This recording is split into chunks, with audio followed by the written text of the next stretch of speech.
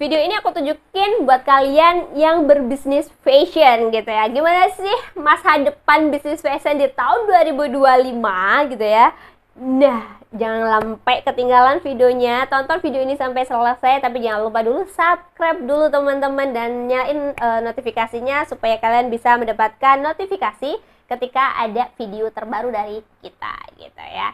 Nah, yang pertama adalah masa depannya bisnis fashion tuh masih oke, tapi ada beberapa yang harus kita kombinasikan gitu ya, atau harus kita rubah. Yang pertama di tahun 2025 itu gitu ya, yang paling penting adalah bagaimana, karena ini orang-orang tuh sudah aware untuk membuat produk-produk yang bisa didaur ulang.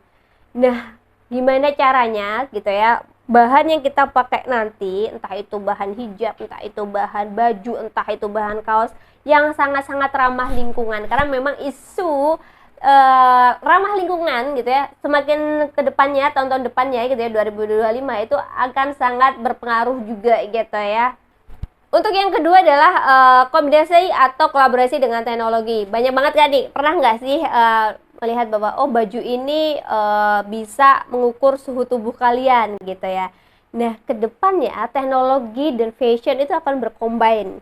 Jadi kalian juga harus ibaratnya apa ya, berusaha untuk coba berinovasi, membuat sesuatu hal gebrakan yang wah ini kalau dikombinasikan oke. Karena banyak banget nih orang-orang yang sudah mulai berkombinasi antara kayak tadi aku bilang baju yang bisa mengukur suhu tubuh, atau misalnya jaket yang tiba-tiba kalau terlalu dingin menjadi bisa menghangatkan kayak gitu. Atau kalau misalnya gimana sih caranya pakai jaket tapi masih terasa dingin ketika udara panas, itu juga bisa kita pikirkan gitu ya. Nah, yang ketiga adalah fashion tanpa gender. Waduh, fashion tanpa gender tuh gimana fashion? Maksudnya gini, fashion tanpa gender itu pakaian gitu ya. Kalau misalnya hijab pasti buat cewek ya, udah nggak apa, udah nggak ada debat gitu, pasti buat cewek. Tetapi kalau misalnya baju-baju, celana-celana gitu ya, topi gitu ya, itu lebih baik kalian bikin yang universal atau unisex, bisa dipakai sama perempuan, bisa dipakai oleh laki-laki gitu ya. Jadi itu yang akan lebih berkembang di tahun 2025 nih gitu. Jadi fashionnya udah nggak lagi cewek banget, cowok banget gitu. Kebanyakan mereka nyari yang unisex. Kenapa gitu ya?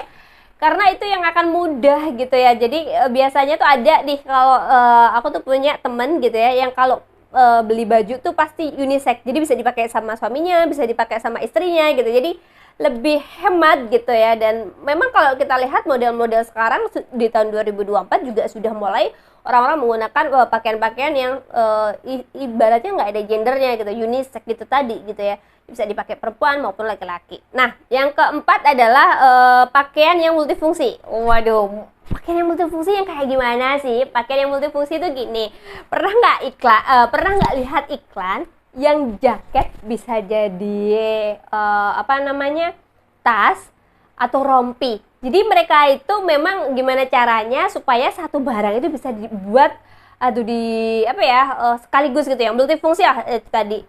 Jadi misalnya kalian mungkin pakai baju gitu ya, baju yang misalnya kemeja kayak gini, tapi bisa jadi kemeja lengan pendek, atau misalnya apalagi baju celana, kan ada juga tuh celana panjang bisa jadi celana pendek gitu ya.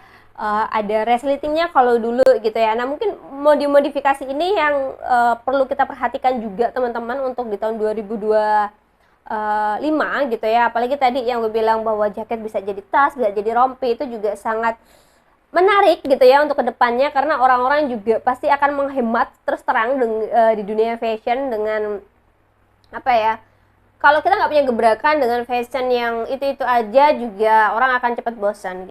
Dan yang kelima ini adalah yang terakhir adalah gimana kalian kolaborasi menggunakan namanya AI gitu ya. AI itu buat apa sih gitu? Kok rame gitu? AI itu gini, misalnya kalian custom nih gitu. Nah, customer ini gimana caranya dia bisa mengcustom dirinya?